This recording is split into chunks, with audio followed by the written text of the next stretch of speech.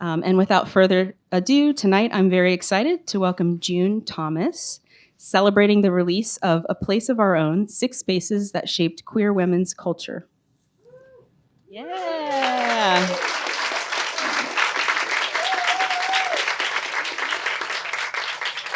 June Thomas is a journalist and the co-host of Slate's Working Podcast. June was formerly managing producer of Slate Podcast and was the founding editor of Outward, Slate's LGBTQ section. Her work has appeared in outlets including Bloomberg Businessweek, Marie Claire, New York Times, T Magazine, and The Advocate. After 40 years in America, Thomas now lives in Edinburgh, Scotland. In A Place of Our Own, Thomas invites readers into 6 iconic lesbian spaces over the course of the last 60 years, including the rural commune, the sex toy boutique, the vacation spot, and the feminist bookstore. Thomas will be in conversation with Christina Cauterucc. Christina is a senior writer at Slate, where she writes about politics and culture. She hosts the Slate podcast Outward, a co-host, and is currently hosting the 9th season of the Slate podcast Slow Burn. Her work has appeared in the New York Times, Washington Post, NPR, and the Washington City Paper. We are so excited to have them both here with us tonight. Please welcome June Thomas and Christina Cauterucc.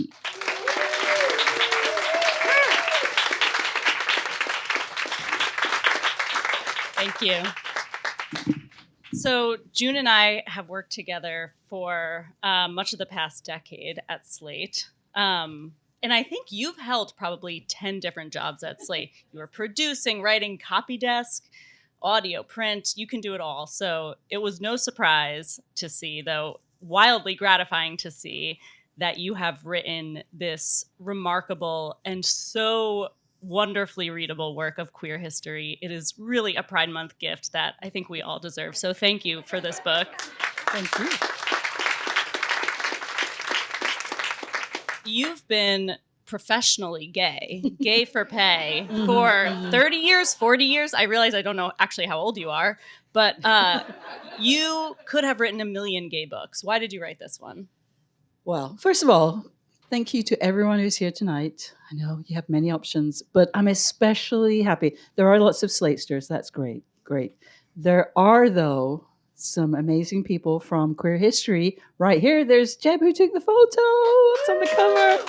There are tons of people who worked at Lammas. Deb Morris, Jane Troxell, and other former owners here. And then there are Ubers. There are members of the Alpha Bites Collective. There's Caroline Douglas.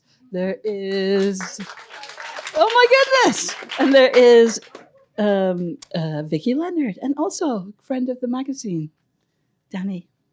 Thank you everybody for coming. Let me answer your question now. So I guess there's a kind of a flip answer, which is also true, which is that I notice that people who are really, really into genealogy often have trouble with their families. And there is something about me being kind of an extreme hermit. I don't really like going out. And so I think I was fascinated by places and wanted to write about some of the places we go to when we leave the house. I guess we do that sometimes. But also I noticed that so often we're either talking about, our private lives, our homes, and that's great and important. And, having a happy home is wonderful and great. Or we talk about politics, like Christina's amazing season of Slow Burn, which everyone should listen to. But what about the places where we go just to meet people, just to hang out, just to kind of find friends and lovers and, people we're going to do activism with? And often what starts as going to find friends becomes a place where we, get involved with political campaigns, or we get activated in some way. So that seemed very appealing. And yeah, probably also because at least I could travel to them in my imagination. At least I didn't, because when I wrote the book, it started during lockdown when I had an excuse not to go out. So. Yeah, some of the spaces, I mean, almost all of them, maybe with the exception of the, women's land and to a lesser extent bookstores, most of them really are social spaces. They're about culture and community and they're places where there might be a political impulse at the very core of it, but really they're about recreation. How do you see the interplay between political action and just enjoyment of community in these spaces? Well, I think anytime queer people get together, or lesbians to get together, that's political, right? Because just existing and being out in the world is a political act. But I also think that, and not just think, but I found over and over again examples of where people would go for one purpose. They would, just to give one concrete example, a group of people who were going to a series of bars and clubs in New York noticed they had experiences, but they were their own individual experiences.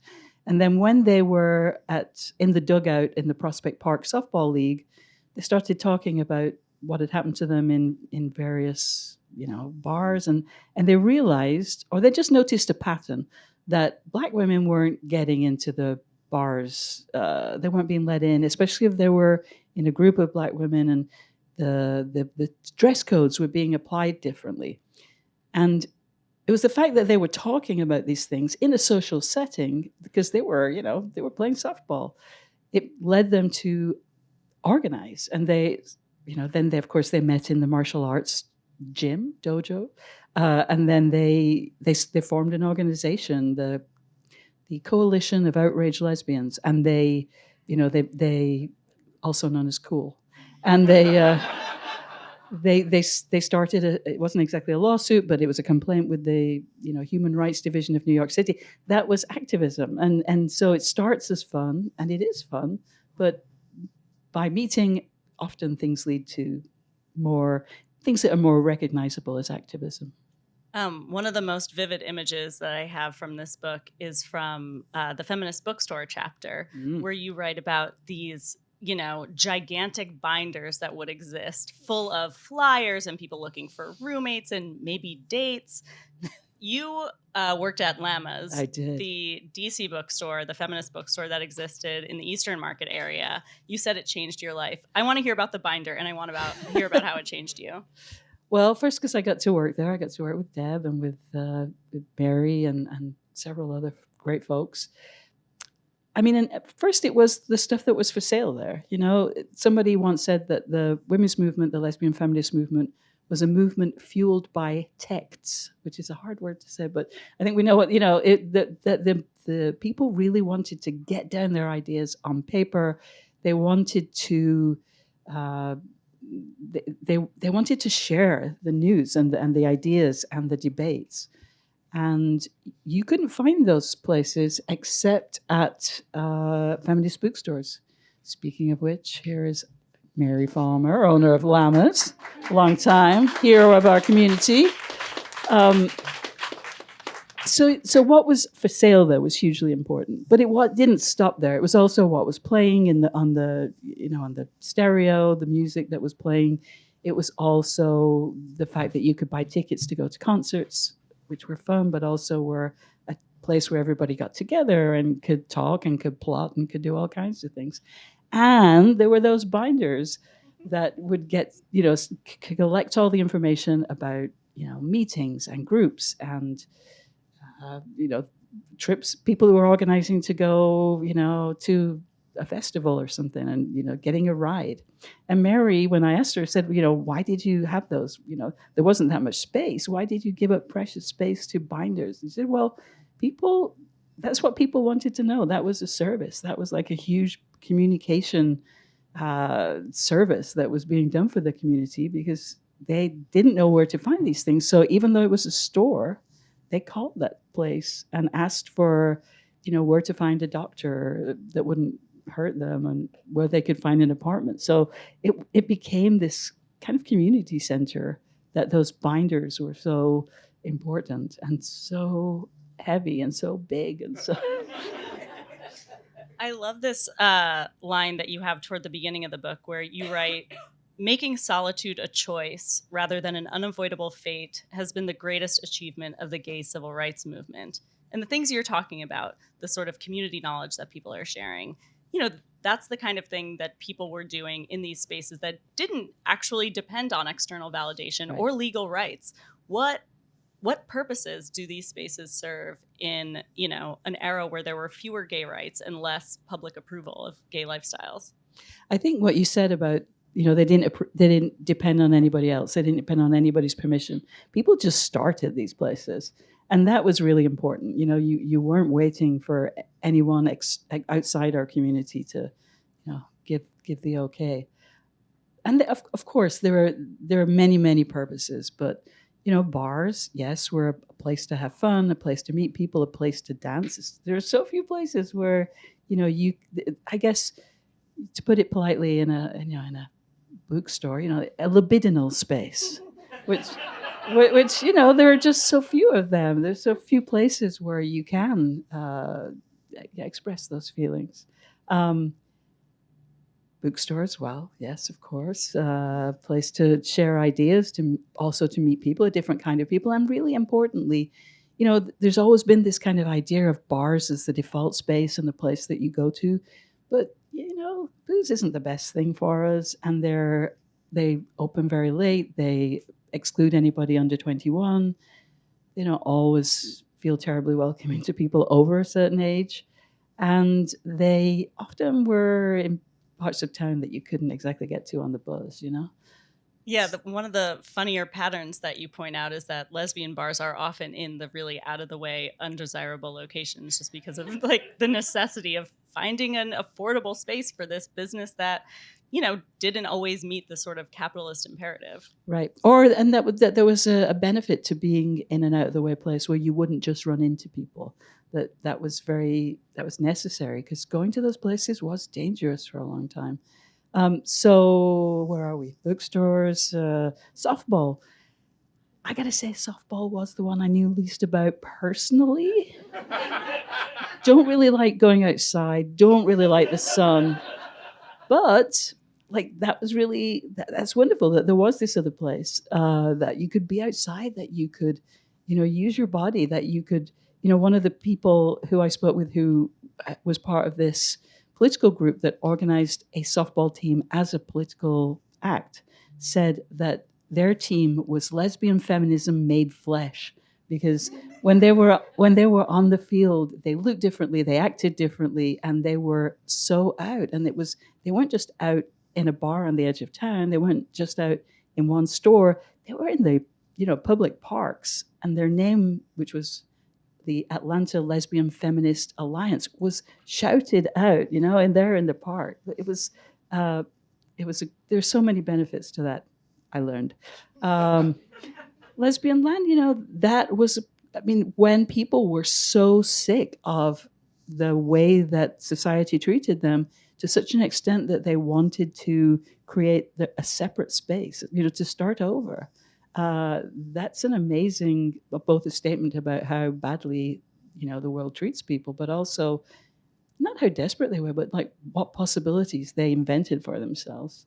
The sex toy store, the feminist sex toy boutique, I think was hugely important, because there's no liberation without sexual liberation. And then, feminist, not feminist, but also feminist, queer vacation destinations, we need a place to have fun. We need also, I think, even more importantly, perhaps, a place where and our is not just one group, but our aesthetics, our culture, our, performers, or a place where you won't be confused for sisters when you're with your girlfriend, I found it personally validating that you mentioned that in the book, especially as someone who's about to go to P-Town and is really looking forward to not being mistaken for sisters, as I have so many times. June, you revisit some spaces that you were a part of or that you've been to. What was it like for you kind of paging back through those memories from that time in your life?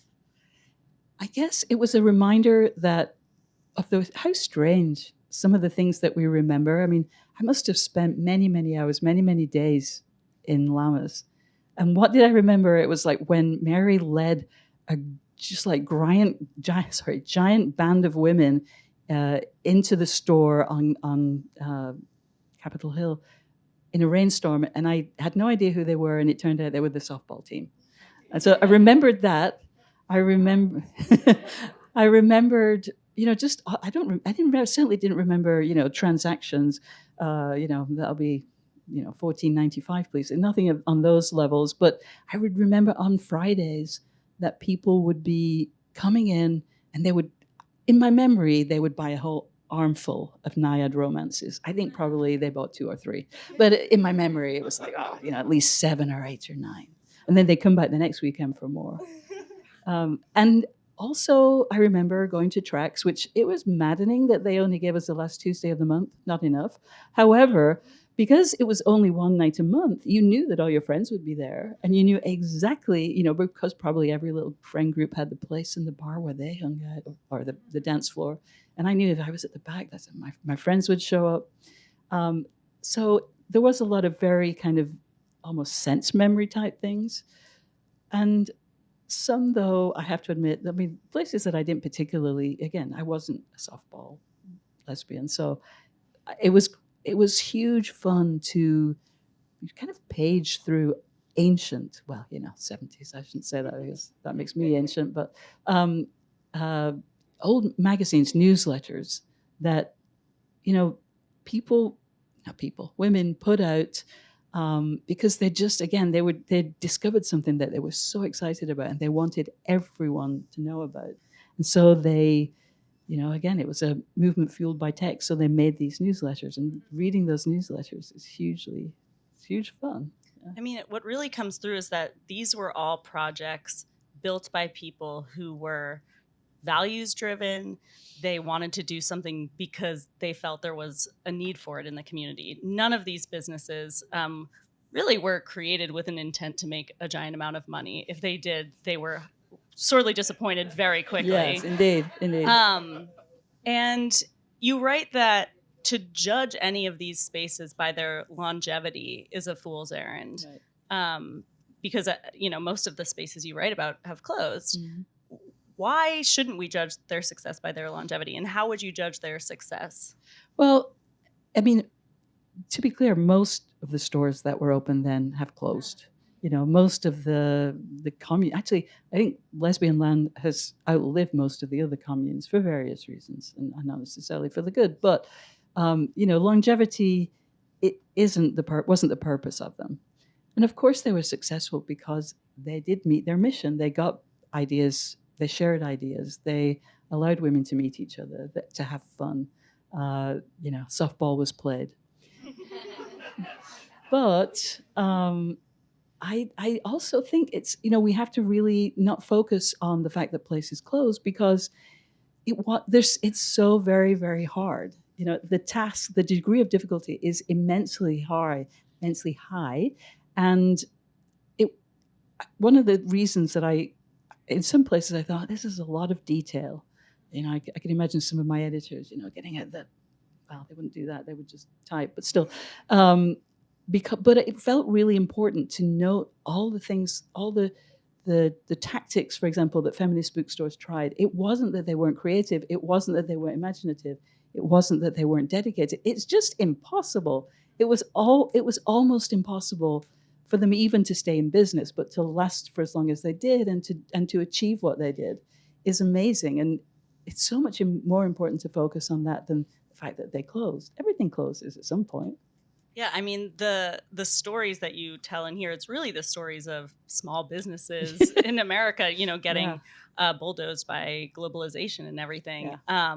But I want to talk about Lesbian Land, because one thing that really comes through in this book is how much you care about these spaces. It's really moved me to tears at times, because you can tell how much you value them.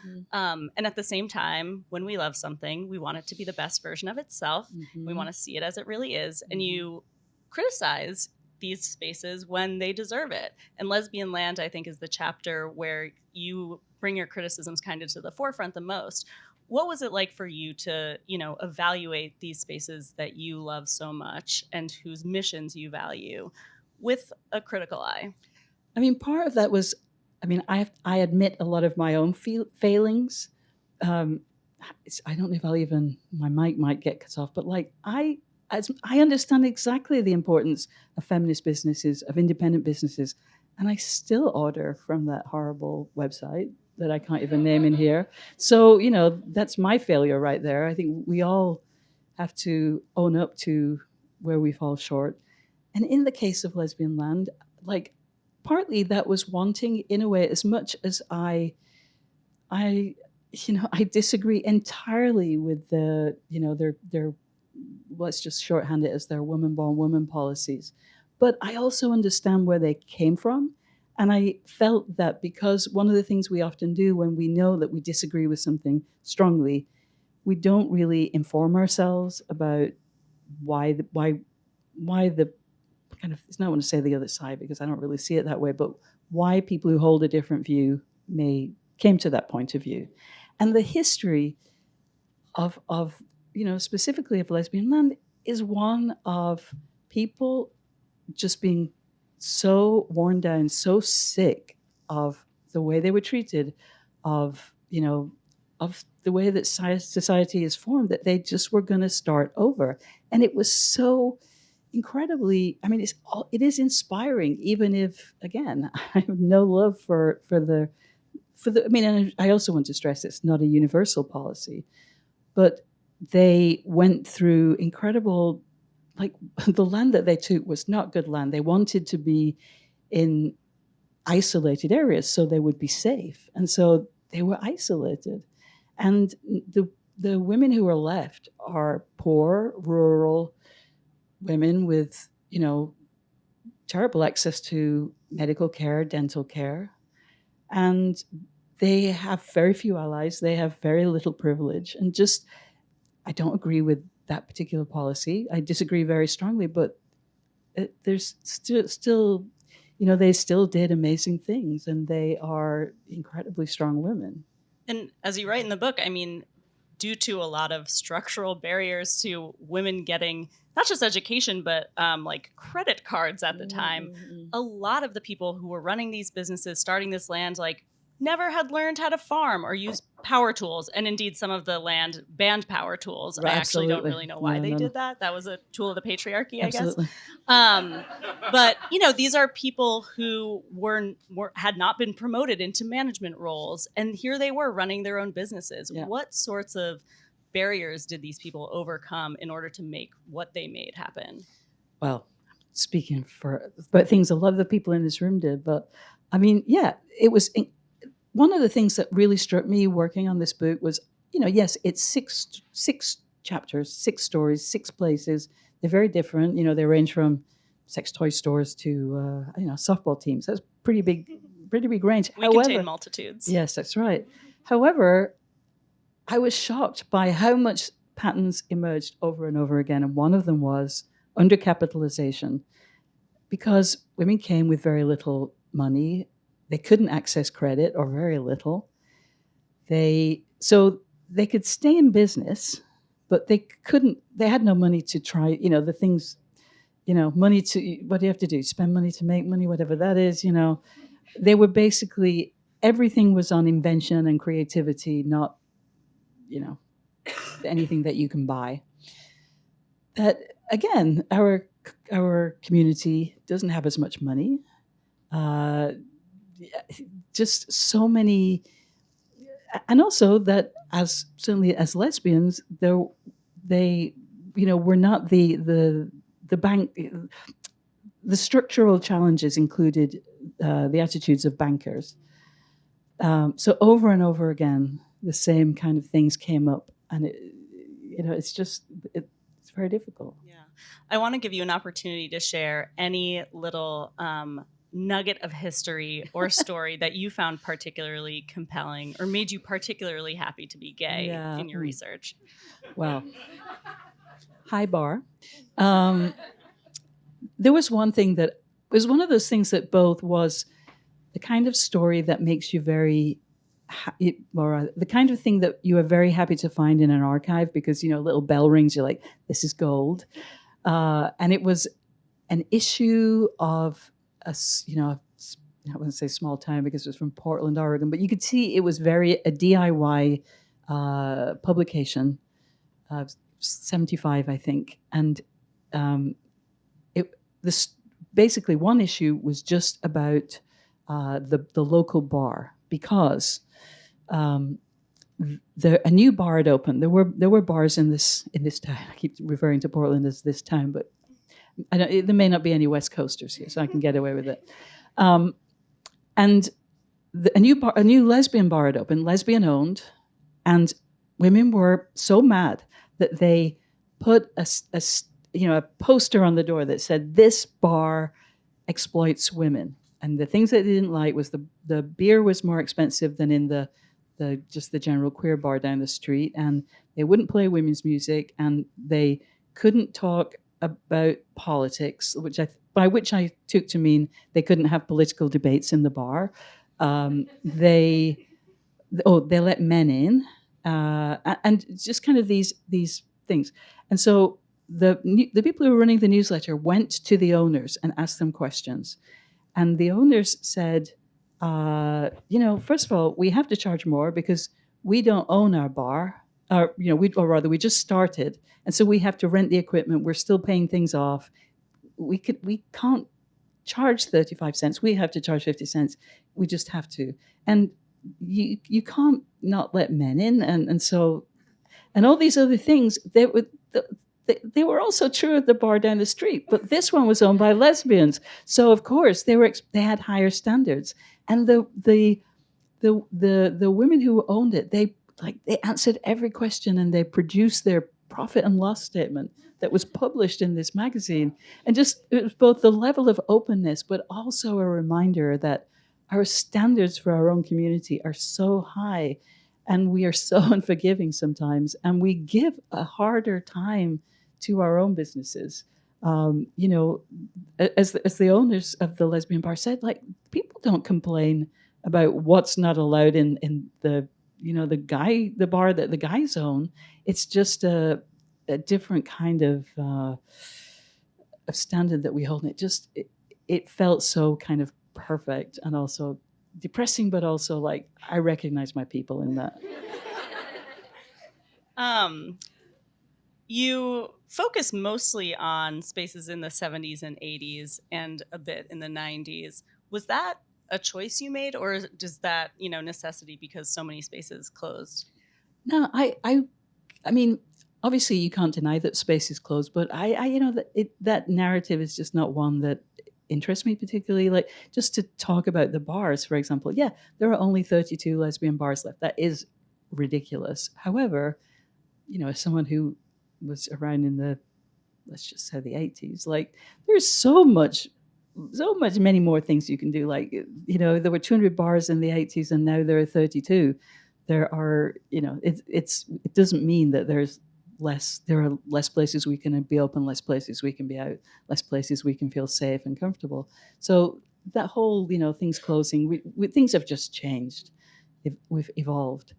But so it was, a little bit of just not wanting to get into that. Also, I think, when we write about contemporary life, that's journalism, that appears in a different forum. But also, I think for very good reasons, mostly to do with the fact that news about lesbian goings-on was only shared in pretty small publications. And if you went in that, if you were a subscriber to a national publication like Off Our Backs, or your town didn't have a very good queer newsletter. I mean, Washington has always had a great one in The Blade.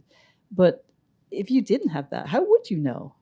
How would you know what was going on? So even people who lived through that often didn't know, what was going on in another city. And, Christina, young people today, they just don't know. So I felt I needed to tell them. Well, I certainly feel told. But just to bring it back to today, because I know you are very engaged in, queer discourse and all that. What potential do you see in queer women's spaces that exist now? And how do you think they fit into the legacy that you so beautifully document in your book? Thank you. Well, just to I think because we are in this beautiful bookstore, I keep coming back to bookstores. But, you know, in the last few years, there have been a whole bunch of feminist bookstores that have opened. And they've opened in places maybe where we wouldn't expect. They're in the South, many of them, not all of them, but many of them. And the women who are opening these stores, they know what, you know, they've learned the same lessons, or they've learned the lessons from the, you know, the pioneers. So they're not going in blind. They know, you know, they've learned, but also they still see that need. And so, you know, they might do things differently. Many of the new stores, especially in smaller towns, they're not there the whole time. They're pop-ups, or they're just there on weekends. And that feels like they're, you know, just being smart about things. I also think, obviously, our community, our definitions, our understandings are very different. So as I say, yeah, there are maybe 32 lesbian bars. There are many more bars where lesbians are welcome. So I think we have to also have you know, be aware of how our community is evolving, how our ideas are evolving. And I think, yeah, I think that feels very, everything feels very optimistic to me, even in our current moment where, of course, there is homophobia, there is transphobia that's being kind of stirred up by, you know, people, I think, quite consciously. And even amidst that there's this organizing and this learning from the past. And that was also kind of part of it, that I wanted to, you know, that the next booksellers and the next, I don't think I can really teach the softball teams anything, but that they would have a little bit more sense of what happened in years gone by. I'm just going to ask you one more question and then open it up to everyone else. But, you know, you lived through these eras. Did your research change the way you thought about what you lived? I think maybe no, but with a little bit of distance, I guess I was more aware of just how hard it was. Because I think, again, I was talking about people complaining about I've complained about lesbian bars, you know, endlessly. That's how we show we care. Exactly, it is. It really, truly is. So I think I felt a bit bad about my behavior sometimes. You know, I chastised myself for not being more understanding. But no, I think, I think at the same time, I was definitely surprised. I mean, some of the things that I thought about, for example, you know, bookstores, one of the problems that they had was that books are really a terrible business. They've got the price on the back. There's only 40% markup. Like, good luck making, you know, a business from that tiny markup, paying every cost that's in this building. But then feminist sex toy stores, which I thought, you know, that's a better product. That's going to, you know, not a better product, but a better business, perhaps.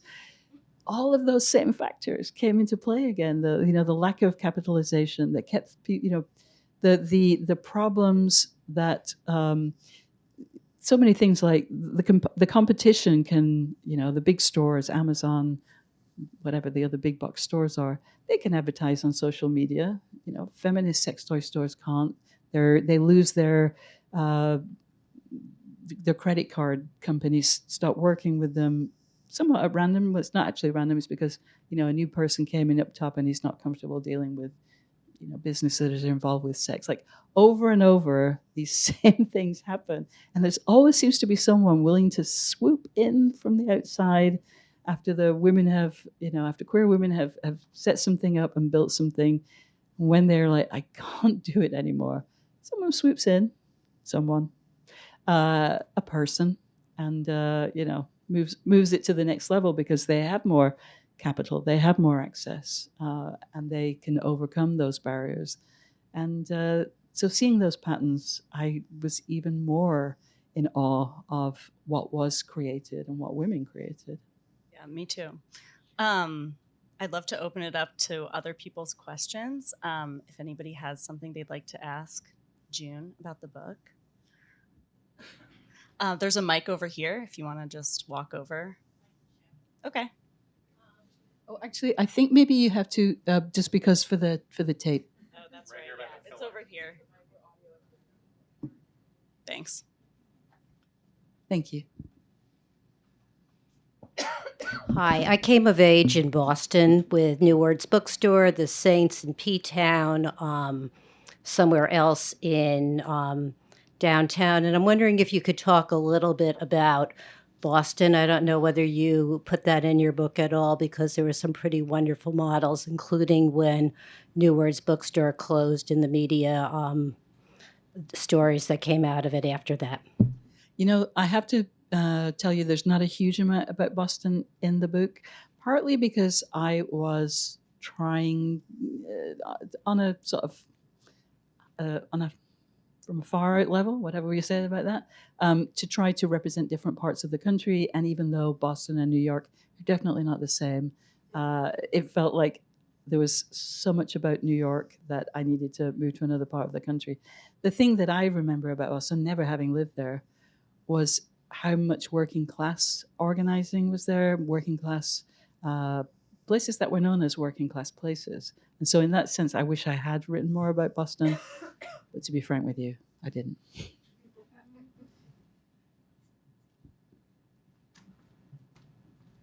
Hi, I'm wondering what advice or wisdom you would impart on balancing, for young lesbians or queer people, the importance of learning history and learning from elders versus, just this balance of such a rapidly changing world that we exist in and such a different landscape that queer people that are now coming of age are entering. Yeah, I mean, I definitely think that it's, of course I want to say it's important for young people to read history, to speak with their elders and so on. But I think it's also hugely important for elders to listen to young people. And one of the things that I think is the worst thing that can happen in an organization or in a movement is when it gets stuck and it gets stagnant, and there isn't intergenerational conversation, learning. So I guess I'm not much of an advice giver, but I guess if I have advice, it would be for us all, not just for young people, but for us all to put ourselves in situations where we're talking with people who are from all different kinds of backgrounds, but not especially, but in this case, to really emphasize intergenerational organizing and just conversation and learning from each other. That's why I'm so grateful that June asked a really young person to come and talk to her today. It's really nice. Anybody else? Hello. The gentleman in the cap. Hi, June. I'm wondering, since you lived in DC a while ago and haven't lived here, in a while, I know that the marker of success for these places wasn't longevity, but do you feel a sense of loss moving back here, and the places that you worked and hung out aren't here anymore? Or do you still feel the presence of those places, even if they're not around anymore? I always wish that I could walk into Lammas. I always wish that I could go to tracks on the last Tuesday of the month, that one special night, because it was fun and I would like to return. But I also, it's amazing walking around DC. I mean, especially, I imagine it's not like this all of the time, but maybe I'm wrong. But it is. It's like this but all the time. So many rainbow flags, which, to be clear, that is not like the indicator that everything's fine, but it's an indicator of something. And in neighborhoods that I would not have expected to see them when I lived here.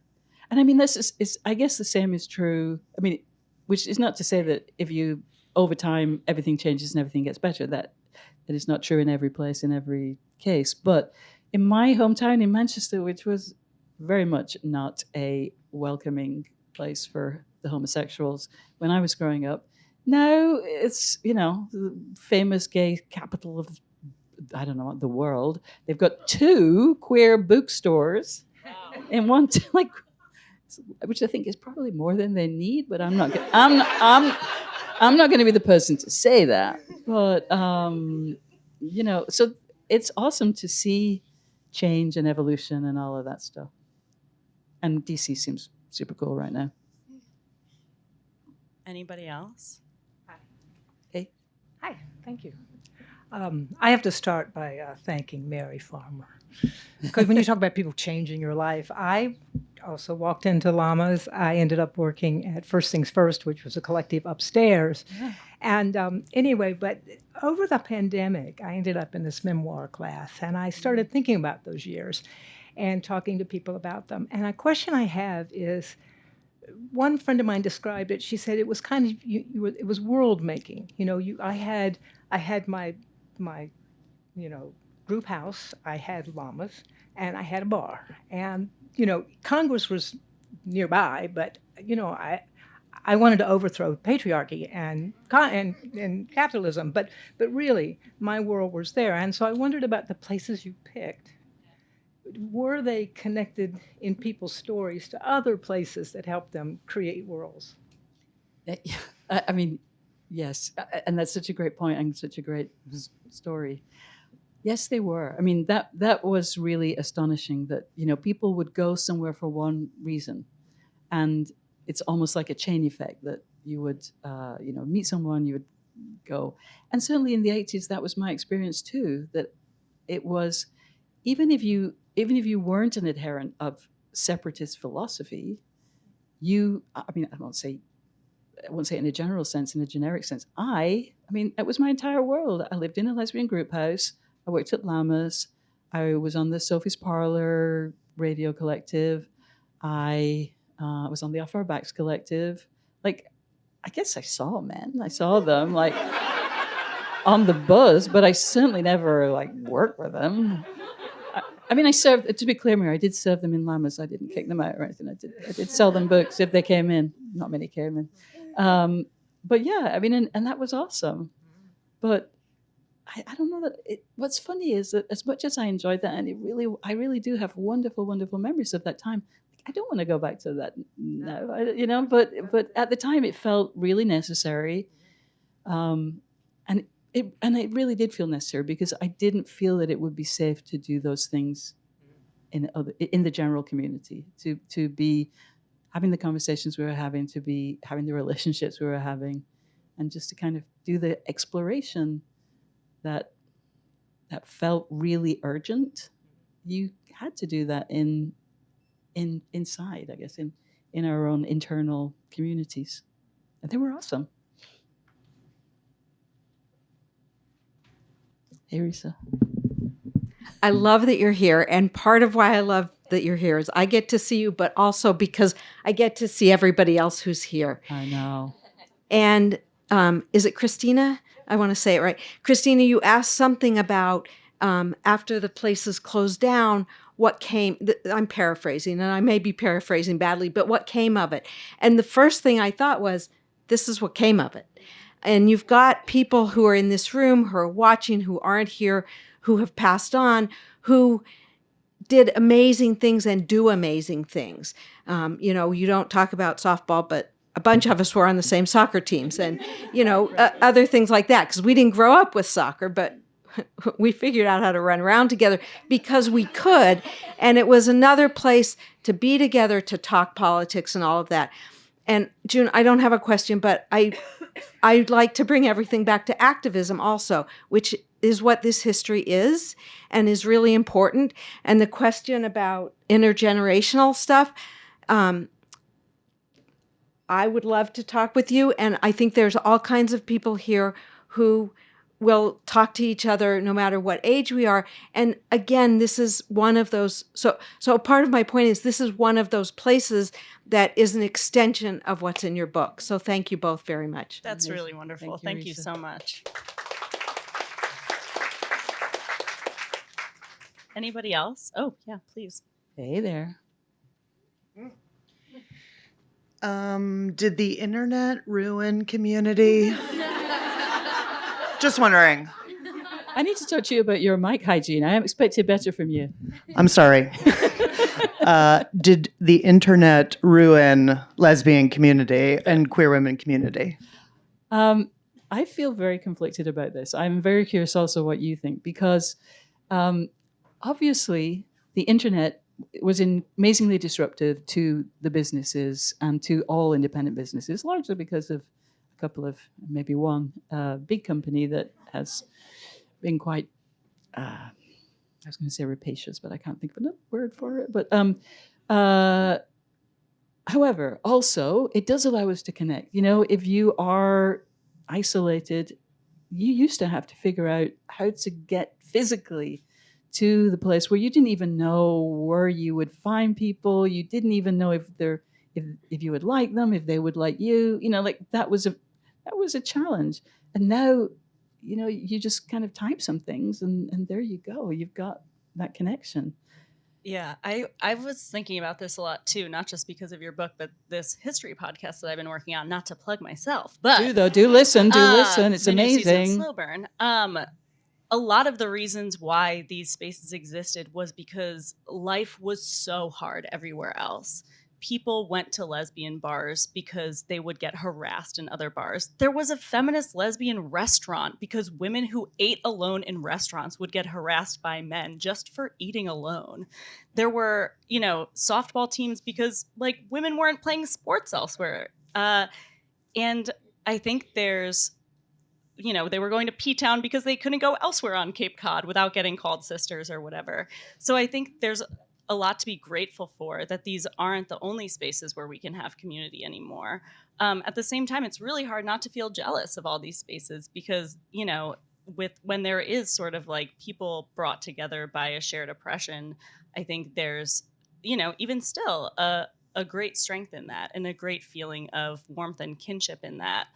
I don't think that has been lost, even as so much else has. I do mourn, phase one, which we've actually never really talked about. But did you ever go to phase one? Yeah, my shoes are still sticky. I miss that. And yet, yesterday, my partner and a friend and I threw a queer party that 300 people came to. People are still hungry for in-person connection, and I think they're just finding it in different ways. Yeah, I agree. More questions? Any other questions? June, were there any spaces that you learned about that you wish you could have gone to that are featured in the book? I mean, then I'd have to leave the house. Well, I guess one thing I do want to clarify was, even though I never played softball, and I do want to mention that was kind of a placeholder, because I think sports as sports in general, as Risa said, playing soccer, and I think in most countries, soccer is the most universal sport. Although an Australian friend told me in Australia it's definitely hockey. It's definitely field hockey. Sorry, got distracted. But I think the other thing about softball, since I have been rather maligning it, is that as well as people playing, as well as people, getting to, feel great about their bodies, to, build teamwork and to, enhance their skills and all those things, which are great, both physically and mentally. It was also a place for women who couldn't or didn't play to go and find people, that you could go sit in the stands, that you could, even maybe go to the bar when you knew they were going to go to after they'd played. That it also provided a place for people who are not themselves athletes or not themselves athletic to find community. I just want to mention there's one person behind you. Sorry, this is a late question. Oh, there was one person waiting in line. Sorry. So 6 is a very nice round number, and I'm just curious. Obviously, the totality of human existence is a little bit bigger than 6 places. Yeah. Was there any places that you wanted to include that didn't quite fit, or that, if there was going to be a 7th or 8th place to include in this book, what would that have looked like? The 6 kind of came together quite late at least when I was kind of proposing it, or thinking, I guess making a plan. But it felt right, because the other places were you might find lesbians weren't necessarily places that you would have agency over, that you could just say, let's, for example, women's studies departments or certain occupations, which could include the armed forces or, I don't know. So there were other things where, and honestly, prisons are I think, often a place where lesbians find each other, but that didn't feel like that same kind of, there's a whole structure there that is very uncomfortable and definitely not something that we would create for ourselves. So this felt actually like there weren't any. I was like, oh man, I wish I could have gotten to. But I'm sure that will come at some point soon. I do apologize. No, it's your turn. I was wondering about your archival process because you talked about the binders and then going through and finding like old publications. Was it sort of a combination of going through your own personal archives and then also like for some different bookstores or like other institutions? What was that like? Oh, thank you for asking about that because that was so much fun. And I also want to know about your archival research of it. But so I really didn't have any archives of my own because I've moved so many times and like big moves across continents that I'd kind of lost stuff, which I feel very bad about because as somebody who really enjoys archives and values archives, my archive pretty much doesn't exist. And that is a bad thing because we all should be archiving our lives. But, says Jesse. But, and because I started the book during lockdown, I wasn't able to go to places as I had hoped. And then even places that were close to me at the time, I lived very close to the Lesbian History Archives, which is an amazing building and an amazing resource. They weren't allowing people in at the time. So I ended up doing a ton of research using an online database. So that's another thing that the internet is super good for. And it was amazing that you could find all those newsletters and publications that had, many of which came from they were actually digitizations of the Lesbian History Archives. And then, but while many LGBT archives, which obviously there are several around the country, many of them are voluntary projects.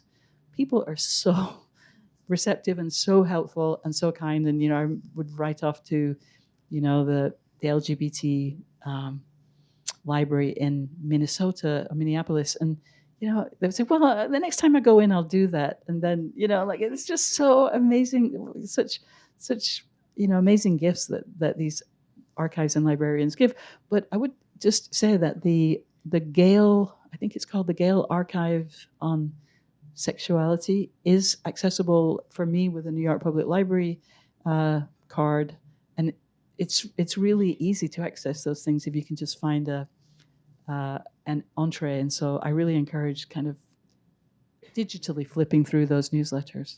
But you were just at. It's not about me. It's no, about but you. you were just at, and I haven't been to any of those archives, so I'm curious. I went to the GLBT Historical Society archives in San Francisco, which, again, I came away with just a total reverence for archivists, librarians, people who make our history legible to the rest of us and searchable to the rest of us. So that making something, there's so much in these archives that will just sit there forever until somebody comes and makes a meaningful story out of it. And so that's why works like your book are so important. And, now people can actually read those archives without having to make that phone call or page through. And it's like in a full narrative. But yeah, archives are so great. And that's one thing the internet probably has killed too, because now websites can just sort of go offline and stuff gets lost. Ooh, scary. I don't want to end on that note, but does anyone else have a question? Oh, great. Hi, I understood that you lived in the US for most of the time and now you moved back to the UK. So I was wondering if there's any intriguing differences or similarities that you've seen between the places or any peculiarities that you've noticed. Well, actually, more than, I think actually our people are quite similar in most places. So in that sense, there's not huge differences. But one massive thing that is not just Britain and the US, but pretty much everywhere in the US is the drinking age. The fact that you can't go into a bar until you're 21. Like, I drink, but I'm not like, I don't think it's all that great that bars are, this kind of default community center, because PSA, alcohol is not good for you. So it's not that I'm trying to like, hey, everyone, let's go down the pub. But the fact that young queer people can't go to this one place that we know you will find other queers, that feels that it's, I don't know what to say. Is it a shame? But it's certainly very different from Britain, especially, well, not especially, but I mean, Britain certainly has a quite active pub culture, and obviously other places do, but that feels like a huge difference to me. Thank you. Any other questions? I think we might have. And then we can all go down the pub. Well, June, thank you again for this incredible book. I'm gonna, recommend it to everyone I know because it's meant so much to me, and it feels so recognizable too. That's another thing I love about it. When you talk about intergenerational communication, we just don't change. The squabbles people had. I mean, I love it so much. So thank you, June. Oh, thank you, Christina. Thank you. Thank you so much to June and Christina. June and Christina. You can find the book up at the register in the front left corner of the store. Please get all the copies. The signing line will start right here where I am. And if you're able, please fold up your chair and lean it against something sturdy like a shelf. Thank you.